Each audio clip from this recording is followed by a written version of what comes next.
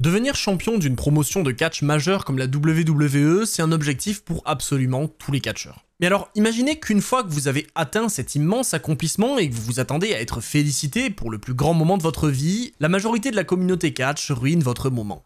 Les fans prétendent que votre victoire est une erreur monumentale, que le fait de vous placer au sommet n'est qu'une pure décision marketing et que vous ne méritez pas de remporter un titre mondial. Et bien justement, c'est précisément ce qui s'est passé en 2017 avec un certain Jinder Mahal qui devient champion du monde lors de Backlash, pour se lancer dans un règne qui est par beaucoup considéré comme un des pires de l'histoire, et qui mène en plus au retour du Punjabi Prison Match lors d'un show qui a été un véritable échec et sur lequel on revient ensemble aujourd'hui, Battleground 2017. Allez, on perd pas de temps, on revient 7 ans plus tôt pour parler de ce show, et vous allez voir que si aujourd'hui on peut critiquer pas mal de choses sur la WWE, notamment les PLE à 5 matchs et compagnie, bah franchement on s'en sort quand même vraiment bien par rapport à une certaine époque. Alors déjà, avant de rentrer dans les détails de l'événement, il faut savoir qu'avec un total de 7 matchs sur la carte, le show dure déjà environ 3 heures, et il n'a attiré que 12 000 personnes, soit 4 000 de moins que NXT Stand & Deliver 2024. Alors, je sais que c'est pas forcément une grosse référence, et que c'est pas un truc qu'on peut analyser, mais en vrai pour moi ça illustre un petit peu la perte de popularité que connaissait la WWE à l'époque. Et malheureusement, on doit reconnaître que le règne de Jinder Mahal y est peut-être un peu pour quelque chose. Après, il faut aussi être honnête, Jinder Mahal n'est absolument pas le seul responsable de cette situation, hein. Si on regarde la carte du show au global, il n'y a pas beaucoup de matchs qui donnent envie. Mais bon, écoutez, laissons quand même une chance à ce show, on sait jamais, peut-être que les gens ont critiqué pour rien. Et revenons donc le 23 juillet 2017 à Philadelphie pour ouvrir Battleground 2017. Et en soi, croyez-le ou non, ce show commence franchement très bien. Il est ouvert par l'entrée du New Day qui s'avance au ring pour affronter les champions par équipe, les Usos, qui sont dans leur période heel vraiment très cool, et connaissant les 4 hommes, on sait qu'on peut s'attendre à un match vraiment sympa. Alors, certes, le match il tombe en plein milieu de leur rivalité, donc on imagine bien que ce sera pas un classique qui conclut l'histoire, mais pour commencer la soirée, je trouve que c'est une très bonne idée. En plus, leur précédent affrontement s'est terminé par décompte extérieur, donc il y a un vrai suspense quant au gagnant du match, et Kofi Kingston ouvre alors l'affrontement très fort contre Jey Uso avec un puissant dropkick pour faire rentrer Xavier Woods. On a là une vraie domination des challengers qui déroulent très bien sur Jey et qui visiblement partent pour contrôler le match, mais les Usos restent concentrés et ils profitent d'un changement rapide pour inverser la tendance et dominer le combat. Du coup, sur toute cette partie-là du match, il y a absolument rien à dire, c'est juste du classique New Day Uso avec les champions qui isolent Xavier Woods et qui l'attaquent dans le dos de l'arbitre pour garder le contrôle, ce qui petit à petit frustre le public. En vrai, cette période des Usos, comme je l'ai dit, je la trouve extrêmement cool. On est là un petit peu moins d'1 an après leur heel turn et ils ont vraiment su profiter de ce changement pour se mettre en avant. Mais bien sûr, ils vont pas pour autant garder éternellement le contrôle de ce match, puisque sur un contre, Xavier Woods revient et fait rentrer Kofi Kingston qui redonne espoir au public. Kofi combine très bien sur Jimmy et il arrive même à se débarrasser de Jey pour sauter sur les deux frères à l'extérieur, mais dans un moment que j'ai absolument adoré, les champions le captent en plein air et l'écrasent avec une violente powerbomb. Et personnellement, c'est ça que j'ai toujours adoré dans les affrontements entre ces deux équipes. Tout est toujours ultra fluide et les seuls ralentissements ils sont volontaires et ils sont jamais trop longs. Et d'ailleurs pour continuer dans cette direction, de retour dans le ring, Xavier Woods surprend Jimmy et passe proche de gagner le match dans un très bon moment. Pour continuer sur le côté fluide et rapide, Jimmy propose un très beau contre pour faire rentrer son frère et les deux réussissent même à coucher Xavier Woods avec un pop-up Samoan Drop qui est très sympa, mais pour égaler la foule, Xavier Woods lève l'épaule et sauve son match. Jey veut enchaîner après ça et il prépare donc son adversaire pour placer le 1D avec Jimmy, mais Woods montre encore des signes de vie. Il se débarrasse alors des deux frères, il pense qu'il a repris le match en main et il veut placer sa descente du coude, mais de nulle part, Jimmy le cueille avec un incroyable super kick alors que Jey roule au même moment hors du ring. Franchement, ce spot, il est trop fort, et évidemment, il obtient une très belle réaction qui est largement méritée, d'autant que c'est pas fini puisqu'après ça, Woods se dégage encore pour montrer une résistance exceptionnelle. Pendant tout ce temps, Kofi n'a pas montré le moindre signe de vie, bon en même temps vu ce qu'il a subi à l'extérieur ça se comprend un petit peu, et Woods se retrouve alors coincé dans une soumission qui ralentit le rythme après la folie qu'on vient de vivre. Jimmy refuse bien sûr de laisser Woods s'approcher des cordes et la soumission va donc durer un bon moment, mais le membre du New Day ne veut surtout pas lâcher et il finit par attraper les cordes pour forcer Jimmy à lâcher la prise et tenter de reprendre l'avantage. Sauf que bien sûr, Xavier Woods il a beaucoup trop subi. Ces quelques retours n'ont pas servi à grand chose et il semble à bout de force, mais de nulle part, il envoie quand même une droite à Jimmy et retrouve son partenaire pour une très belle prise à deux. Sous le choc des fans, Jimmy se dégage et Kofi, qui avait mis toutes ses dernières forces dans cet assaut, n'en revient pas, mais le match continue quand même. Justement, pour essayer d'en finir, Kofi s'élance depuis les cordes, mais il est esquivé et surpris par un super kick de Jimmy puis par un splash de Jey qui va sans aucun doute permettre au champion de conserver. Mais là encore, sous l'explosion de la salle, Kofi se dégage et choque tout le monde. On est en train de vivre un match extrêmement cool pour ouvrir ce show et les fans se régalent en imaginant certainement que la soirée va continuer sur cette lancée puisqu'ils commencent à chanter This is awesome. Et même s'ils sont très loin de savoir ce qui les attend plus tard, on est quand même obligé de reconnaître que ce match est extrêmement cool. Les Usos vont continuer leur domination après ça et ils grimpent tous les deux sur les coins pour préparer leur classique double splash, mais là on arrive dans le tournant du match puisque Xavier Woods revient pour faire chuter Jay et Kofi esquive Jimmy avant de faire rentrer son partenaire pour proposer une très belle combinaison. Kingston utilise ses dernières forces pour envoyer son Trouble in Paradise sur Jimmy qui ne sait plus où il est et quelques instants après, Woods s'élance depuis les cordes pour sa descente du coude qui cette fois-ci touche la cible et offre une victoire au New Day sous une magnifique ovation. Franchement, je le répète une dernière fois, cette soirée commence de manière excellente. Le choix du match d'ouverture est juste parfait et les deux équipes sont largement à la hauteur. On a du suspense et un résultat qui fait plaisir autant à moi qu'au public sur place. Vraiment du très très bon. Mais allez, c'est bien, on a vu un match d'ouverture qui était très cool. Maintenant, c'est l'heure de rentrer dans ce que vous attendez tous, la merde. Bah oui, quand tu regardes la carte de Battleground, tu comprends très vite que tu vas pas enchaîner classique sur classique. Et si ce match d'ouverture est bien sympa et que c'est logique d'être attiré par le Owens et Jay Styles qui arrive plus tard, le reste, ça fait franchement pas rêver. Mais justement, voyons pourquoi. Parce que si le match suivant c'est celui entre Shinsuke Nakamura et Baron Corbin, ce qui aujourd'hui je reconnais donne pas vraiment envie, à l'époque c'est pas si déconnant. Corbin a gagné la mallette Money in the Bank le mois précédent après avoir attaqué Shinsuke pendant son entrée dans le même match, et Nakamura de son côté il a rejoint le roster principal depuis 2 mois à peine, donc les deux sont vraiment de gros prospects de NXT qui semblent se diriger vers un avenir radieux. Sauf que déjà l'avenir en question aujourd'hui on le connaît, il est tout sauf radieux, mais en plus ce match il est vraiment pas terrible. Alors, c'est sûr que c'était difficile de sortir un classique, c'est vraiment un match qui est placé là pour occuper les deux hommes, sauf que justement, la WWE s'est un petit peu bloquée toute seule avec cet affrontement. Le match est extrêmement basique et vraiment pas à la hauteur d'un pay-per-view, ce qui d'ailleurs est un problème hyper récurrent pendant toute la soirée, et en plus le public est un petit peu fatigué après avoir beaucoup donné dans l'opener, et donc on a un début très lent où les deux mettent un moment avant de vraiment s'affronter. Bon, ceci étant dit, peut-être qu'on aurait préféré qu'ils s'affrontent jamais, parce que quand ça commence enfin, Baron Corbin il dégaine directement une prise de l'ours, super merci, et on a donc un match très classique avec le heel lent qui tente de frustrer les fans. Sauf que justement, ça marche même pas si bien que ça. Encore une fois, le public n'est pas à fond dans la rivalité et ils font plus de bruit pour compter avec l'arbitre à l'extérieur que pour le reste du match, et vu que Corbin relance une prise de l'ours dans le ring, forcément ça aide pas non plus. Du coup, avec ce match, on se tape un petit retour dans les années 80 avec toutes ces prises de l'ours, et même les retours de Nakamura sont franchement pas hyper bien reçus, et donc on y revient, c'est juste pas un combat qui a sa place en pay-per-view. Mais après, ça aurait pu ne pas être si grave, parce qu'à la rigueur, on aurait pu avoir un match lent avec une fin rapide et une victoire de Nakamura, ce qui aurait continué sur une note certes moyenne, mais au moins correcte. Sauf que non, ça aurait été trop simple, bien sûr, parce qu'effectivement, le rythme accélère, ça y a aucun souci, et le public même commence à se réveiller un petit peu sur les contres et les tentatives de tomber, ça c'est très bien. Mais justement, alors que Nakamura veut en finir après avoir montré de belles choses et qu'il relève Baron Corbin, celui-ci lui envoie un low blow, et perd le match par disqualification. Voilà, donc à la rigueur, si on était sur une histoire personnelle et violente, je dis pas, ça aurait pu être un moyen de continuer la rivalité. Mais là, je trouve que nous donner 12 minutes de combat pour finir là-dessus, ça a absolument pas d'intérêt. D'autant que tout ça, ça ne mènera absolument à rien. Je veux dire, il y a bien une petite attaque d'après-match, mais après ça, ils ont simplement un match lors du SmackDown suivant, et finito, on n'en parle plus. Donc franchement, je sais pas ce que la WWE a pu faire. Corbin en tant que Mr. Money in the Bank, il aurait largement pu subir une défaite pour construire Shinsuke, ce qui d'ailleurs est arrivé à SmackDown. Mais je sais pas, là ils ont peut-être voulu essayer de protéger les deux. Bon, enfin en tout cas c'est pas bien, et c'est ce match qui lance la dégringolade de cette soirée. Et oui, parce que vous êtes pas tiré d'affaire, loin de là d'ailleurs. Il reste encore 5 matchs dont le main event qui est absolument catastrophique, et croyez-moi que quand vous revenez sur des shows comme ça, le principe des 5 combats par PLE, il est plus si déconnant que ça.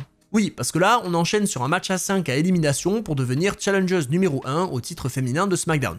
Alors, sur le papier, ça donne envie, je dis pas, bon, peut-être un petit peu moins quand on regarde les participantes, mais quand même, c'est un truc qui n'est pas déconnant. Parce que en soi, il suffit de faire le bon choix sur la gagnante et on s'en sortira très bien. Du coup, on accueille la championne Naomi pour observer tout ça depuis la table des commentateurs, puis Becky Lynch, Tamina, Natalya, Lana et enfin Charlotte Flair pour commencer le match. Et oui, vous voyez déjà venir le problème. Bon, en soi, le début, il est vraiment pas trop mal. On a une bagarre générale et des tentatives de victoire rapide, ce qui en soi est parfaitement logique dans ce type de combat, mais bien sûr, ça va pas durer.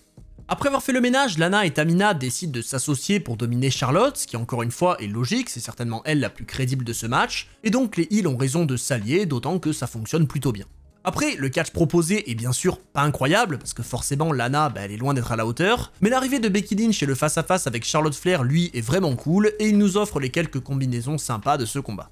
On se retrouve alors dans la classique construction de ces matchs à plusieurs, on a un 1 contre 1 dans le ring pendant que les autres attendent à l'extérieur leur tour, et donc Becky Lynch va se retrouver contre toutes les adversaires, jusqu'à ce que finalement Charlotte et Natalya débarrassent le ring pour partir à la lutte en 1 contre 1. Et c'est à partir de là que le match va montrer ses principales faiblesses. Parce que jusqu'à présent, on est sur du très basique et tout reste relativement cohérent, mais rapidement, Becky revient dans le ring et se retrouve encore prise à partie par Lana et Tamina, ce qui mène à du n'importe quoi. En fait, à 2 reprises, Becky va coincer Lana dans sa prise de finition, et au lieu de laisser une de ses adversaires abandonner pour se rapprocher de la victoire, Tamina intervient en permanence pour empêcher l'élimination de Lana. Et ok, elles ont formé une petite alliance, mais il faut pas être un génie pour comprendre que Lana a bien plus besoin de Tamina que l'inverse, donc à la limite, quitte à faire ça, inverse les rôles. Mais non, c'est juste du n'importe quoi, il n'y a plus aucune cohérence ni aucune logique, et heureusement, Becky finit par revenir pour éliminer Tamina puis Lana, et se retrouver dans un match à 3. Sauf que non. Non, il n'y aura pas de match à 3 puisque Natalya débarque directement et surprend Becky avec un roll-up pour se retrouver en finale contre Charlotte Flair. Voilà, alors bon, déjà, moi je trouve ça hyper dommage, mais bon, admettons, de toute façon, Charlotte va battre Natalya et on aura Charlotte contre Naomi à SummerSlam, c'est pas si mal. Ouais, vous l'avez compris, c'est pas ce qui va se passer. Et oui, on a certes un échange pas trop mal avec une belle powerbomb de Charlotte qui reçoit une grosse ovation, puis un moonsault bloqué qui régale les fans, mais après ça, Natalya se contente d'envoyer la tête de Charlotte dans le coin avec un genre de roll-up, et elle la traîne pour lui river les épaules et remporter ce combat.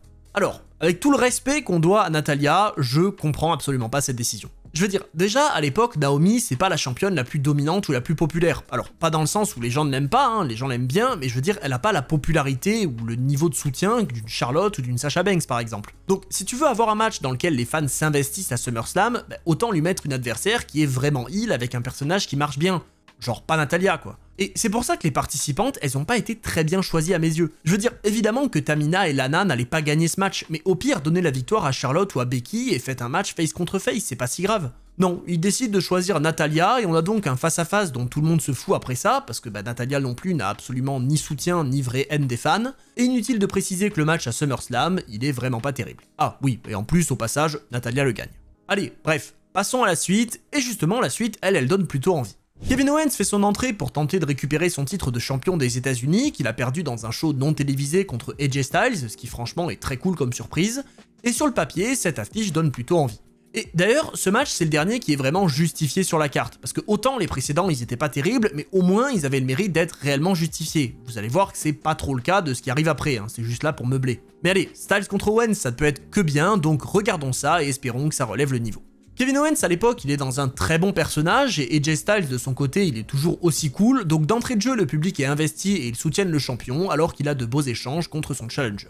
Les deux vont alors se chercher et personne n'arrive réellement à avoir le dessus, ce qui donne un début de combat vraiment cool à suivre avec Owens qui commence à être frustré et les deux qui partent à l'extérieur pour permettre au challenger de reprendre le dessus. Alors, je reconnais quand même que le début du match est un petit peu au-dessus de la suite, parce qu'après ça, on a une domination de Kevin Owens qui va vraiment ralentir le rythme, et toute cette partie est pour moi un petit peu en dessous de ce qu'on attendrait de la part de ces deux hommes. Bon, après les petites provocations de Owens restent très cool, et le public est vraiment à fond derrière Styles, donc ces tentatives de retour sont quand même bien reçues, mais à chaque fois, Owens ne le laisse pas reprendre l'avantage, et le coince au sol avec un long collier arrière. On a quand même droit à des petites phases sympas au milieu de tout ça, avec des enchaînements de contres très bien amenés et une courte domination du champion qui a beaucoup subi depuis le début du combat, et qui se fait donc contrer sur sa tentative de springboard 450 splash.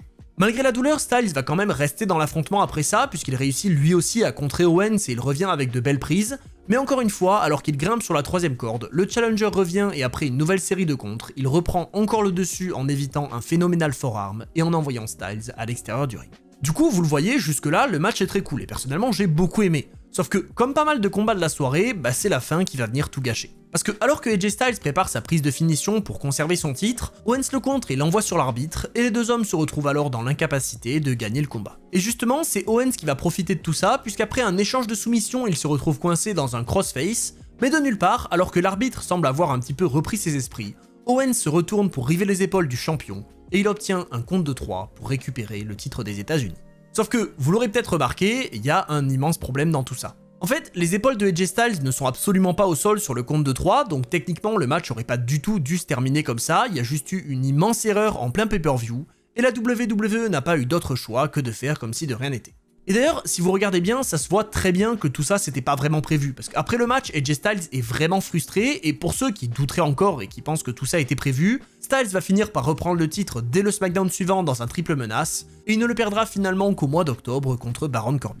Du coup, en voyant ça, on pourrait presque dire que ce show est maudit. Même un match sympa comme celui-là, il est gâché par une fin lunaire, et avec ce qui reste sur la carte, on se doute bien que le niveau est pas prêt d'être relevé. Et oui, parce qu'après ce combat, il est l'heure d'enchaîner sur le match suivant, qui est un match du drapeau entre Rusev et John Cena, et en soi, je vais pas critiquer, parce qu'on est 3 mois après WrestleMania 31, où Cena a battu Rusev pour le titre des États-Unis, et donc, ah non, attendez, en fait, on n'est pas du tout 3 mois après, ça fait 2 ans cette histoire-là. Et oui, on sait pas pourquoi, en 2017, la WWE a décidé de relancer cette rivalité de nulle part, suite au retour de John Cena quelques semaines plus tôt, et si Rusev avait déjà pris bien cher dans leur première rivalité, il n'était pas au bout de ses peines. Du coup, je vais même pas vous résumer la rivalité, ça se limite à États-Unis contre le reste du monde, voilà, Rusev dit que les US ne sont qu'une blague, et Cena est érigé comme le grand défenseur de son pays, et donc ça part en match du drapeau. Et le problème, il est aussi là. Un match du drapeau, c'est juste chiant. Non vraiment, je suis désolé de le dire, mais c'est juste vrai, et au cas où certains d'entre vous ne connaissent pas le principe, globalement c'est très simple, on a 2 drapeaux accrochés sur les coins du ring, et il faut décrocher le sien pour le ramener sur la rampe d'entrée et gagner le match.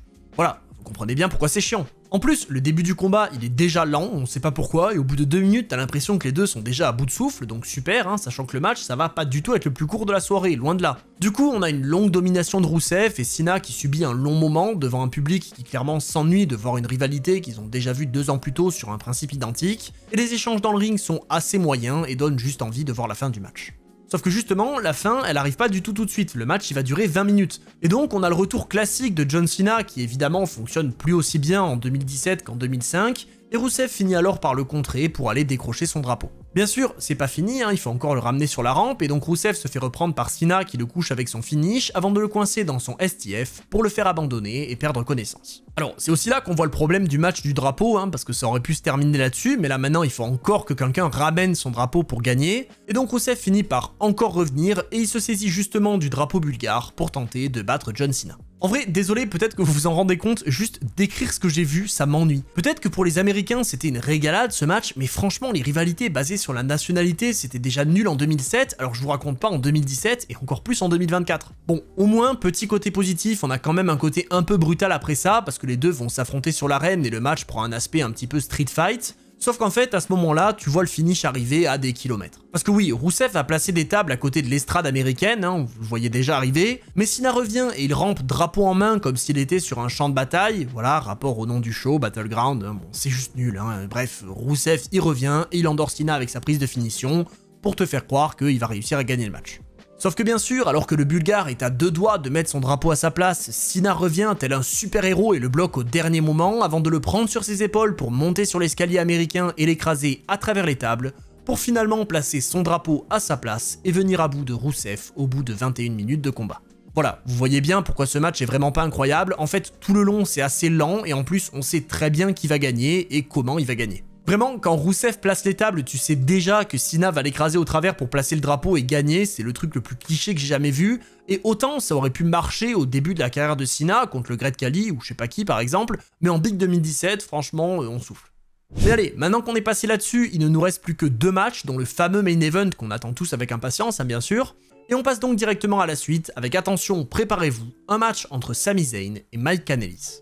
Alors, comment dire? Déjà, quand un match de pay-per-view est construit uniquement sur un affrontement à SmackDown la semaine passée, tu sais que ça va pas être un classique. En fait, maintenant je comprends un petit peu ce qui se passe. Ce show, c'est un vrai retour dans le passé. Et ça montre que non, tout n'était pas mieux avant. Non vraiment, entre la victoire de Natalya, les finishes bizarres, le match entre les US et la Bulgarie et les débuts de Mike Kanellis en pay-per-view après un seul match à SmackDown, on est vraiment revenu dans le passé. Bon, du coup, je vous fais pas un dessin, c'est juste pas bien. Déjà, Mike Kanellis, j'ai absolument jamais compris la hype, et même si Sami Zayn est bien soutenu par les fans, ça sauve pas un combat sur lequel, honnêtement, j'ai pas grand chose à dire. En soi, c'est rien d'horrible, mais c'est juste pas un match que tu veux voir en pay-per-view. Et heureusement d'ailleurs que Zayn est un bon face et qu'il est soutenu, parce que le pauvre Mike, tout le monde s'en fout. C'est pour ça que vraiment, on dirait qu'on est revenu dans le passé. On a clairement eu cette époque où t'avais des randoms qui débarquaient et qui étaient placés contre des faces appréciés des fans pour les mettre en avant, et là, c'est totalement ce qu'ils tentent de faire. Bon, sauf que justement, cette fois-ci, ils vont quand même pas oser aller jusqu'au bout. Après une longue domination de Mike Kanellis dont le public n'a absolument rien à faire, Sami finit par revenir et il régale avec ses classiques qui fonctionnent toujours très bien. Et même si Mike tente de revenir dans le match grâce à une distraction de Maria, Sami le voit arriver et lui envoie son Exploder Suplex suivi de son Hell of a Kick, pour mettre un terme à ce match après seulement 7 minutes et calmer l'ascension de Mike Kanellis. Bon, là je pense que personne lui en voudra d'avoir mis un terme à cette ascension, parce que de toute façon elle a jamais vraiment existé. Pour info, Mike Kanellis, c'est 6 matchs télévisés à SmackDown, après ça il part à Main Event et 205 Live jusqu'à son départ en 2020, donc clairement je pense qu'il n'y a jamais eu de réel projet pour lui. Mais allez, tout ça c'est bien gentil, ça suffit, il est temps de parler de ce qu'on attend absolument tous, le vrai retour en 2006, le Punjabi Prison Match. Non, vous rêvez pas, la WWE avait vraiment pété un plomb à l'époque, et après avoir donné le titre à Jinder Mahal au mois de mai, ce qui déjà avait reçu beaucoup de critiques, il décide de lui faire défendre contre Randy Orton dans une stipulation qui avait disparu 10 ans plus tôt et pour de bonnes raisons, le Punjabi Prison Match. Alors, dans ce match, les règles sont simples. Enfin, non, elles sont pas simples du tout d'ailleurs, c'est de la merde, mais je vais quand même vous les expliquer. En gros, il y a 2 cages autour du ring. La première, elle contient 4 portes qui peuvent être ouvertes à la demande d'un catcheur, mais une fois ouverte, la porte ne le reste que 60 secondes, après quoi elle est définitivement fermée. Du coup, il y a 2 moyens de passer entre les 2 cages, tu peux sortir par une porte si t'y arrives, et une fois qu'elles sont toutes fermées, t'es obligé de passer au-dessus. Mais bien sûr, c'est pas fini. Une fois qu'on est entre les 2 cages, il faut encore escalader la seconde pour s'évader et mettre un terme au match en mettant les 2 pieds au sol. Voilà, bon, globalement, pour résumer, c'est juste un steel cage en plus chiant. Allez, on accueille donc le champion de la WWE, Jinder Mahal, en premier, pour une raison que j'ignore, et il est rejoint par son adversaire Randy Orton, que tout le monde espère voir repartir avec la ceinture. Parce que oui, c'est vraiment important d'insister là-dessus. À l'époque, le règne de Jinder Mahal, il est vraiment détesté par les fans. Alors, peut-être que certains à l'époque sont contents de le voir avec la ceinture, ça fait même aucun doute, mais l'immense majorité des fans n'ont qu'une hâte, c'est de le voir perdre, et ils considèrent qu'il ne mérite juste pas ce titre de champion. Et donc c'est parti. Après une longue introduction, Orton et Mahal partent à la lutte, et la première porte est ouverte par le champion, pour évidemment être fermée 1 minute plus tard, puisque personne n'a le temps de sortir de la première cage. Bon, de toute façon, ça sert à rien de garder le suspense, on se doute bien que les premières ouvertures de porte ne vont permettre à aucun des 2 catcheurs de sortir, sinon le match durerait 5 minutes, et malheureusement, il va être nettement plus long. On a donc une domination lente de Jinder Mahal, qui est certes pas le pire catcheur au monde, mais qui n'a pas non plus le style le plus appréciable, et la deuxième porte est ouverte à son tour avant d'être fermée aussi 1 minute plus tard. Il ne reste donc plus que 2 portes à ouvrir et c'est Orton qui prend le contrôle à ce moment-là pour mener quand même à quelques moments corrects, qu'on peut aussi voir souvent dans des steel cage, mais au global, tout ce qui se passe dans le ring n'est pas exceptionnel.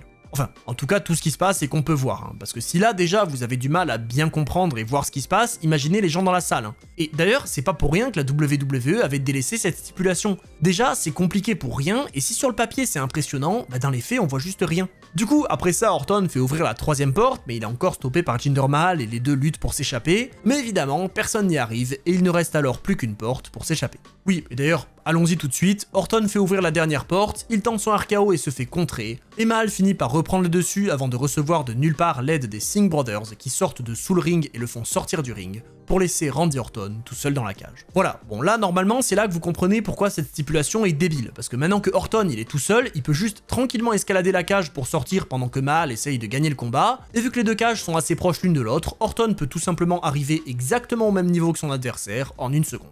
Ah ça valait bien la peine de se faire chier à essayer d'ouvrir les portes alors que c'est beaucoup plus rapide d'escalader, et que même si t'escalades, tu peux gagner le match en 5 minutes. Non, vraiment, cette stipulation, moi aussi au début j'ai comme tout le monde été impressionné, ça paraissait fou de voir des cages en bambou et tout, mais à un moment donné, il faut le dire, c'est une mauvaise idée et c'est juste nul. Mais attendez, parce que c'est pas fini, et ce match, il est pas nul uniquement parce que c'est un Punjabi Prison Match. Après ça, Mahal et Orton partent à la lutte sur la cage, et après la chute du champion, les Singh Brothers empêchent le challenger de gagner, mais Orton arrive quand même à s'en débarrasser, et il attrape Mahal pour faire durer le plaisir de ce combat. Franchement, pour comprendre pourquoi ce main event est une catastrophe, vous avez même pas à regarder le show, il suffit de l'écouter. Il y a littéralement quasiment aucune réaction, et le public se réveille uniquement quand les 2 rivaux sortent des kendo sticks, mais très vite, ils se rendorment parce qu'on revient dans l'escalade de la seconde cage. On a encore des interventions permanentes des frères Singh, avec Sunil qui mange quand même un très beau spot en s'écrasant sur la table des commentateurs, ce qui vraiment réveille le public, mais ce qui pour autant ne mène pas à la fin du match, et les 2 continuent leurs affrontements sur les 2 structures. Donc du coup je vais vous passer les détails à partir de là, parce que le gros moment du match c'est la chute de Sunil, après on n'a plus rien du tout, on a juste un petit DDT sympa de la part de Orton et l'introduction d'une chaise qui lui permet de se débarrasser du 2e associé de Mahal,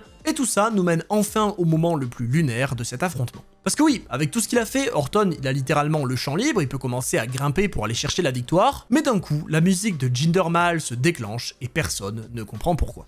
Alors, ne vous en faites pas, le doute il dure pas bien longtemps, puisque d'un coup on voit le Great Khali, oui, le Great Khali en Big 2017, qui fait son entrée et qui secoue la cage pour faire chuter Randy Orton avant de l'étrangler sur la structure, pour permettre à Jinder Mahal d'escalader et de sortir de la cage pour remporter le match et conserver son titre. Voilà, écoutez, je sais pas quoi dire, on dirait juste un truc que j'aurais booké dans le mode scénario de SmackDown vs Raw 2011.